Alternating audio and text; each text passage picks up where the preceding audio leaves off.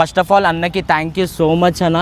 ఏ influencer కూడా ఇలాంటి ఈవెంట్స్కి support చేయలేరు అన్న. సో మీరు ముందుకొచ్చి ఇలాంటి ఈవెంట్కి సపోర్ట్ చేస్తున్నందుకు థ్యాంక్ యూ సో మచ్ అన్న. ధన్యవాదాలు అన్న. సో అదే విధంగా టోటల్ మీ గ్రూప్ ఎంతమంది ఉన్నారు అది ఒకసారి చెప్పండి. ఓకే అన్న, మేము గత 8 years నుంచి సోషల్ సర్వీస్ చేస్తున్నాం అన్న. So we have started with 5 members అన్న.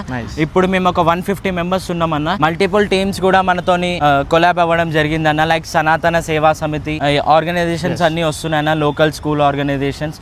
So nearly we are now 150 members అన్న. సో అందరు యాక్టివ్గా పార్టిసిపేట్ చేస్తున్నారు. బ్యాక్ ఎండ్ చాలా మంది ఉన్నారన్న. దీని వెనకాల పోలీస్ డిపార్ట్మెంట్, పొలిటీషియన్స్ చాలా మంది ఉన్నారన్న. ఈ ప్రోగ్రామ్ని గ్రాండ్ సక్సెస్ చేయాలని కోరుకుంటున్నామన్న.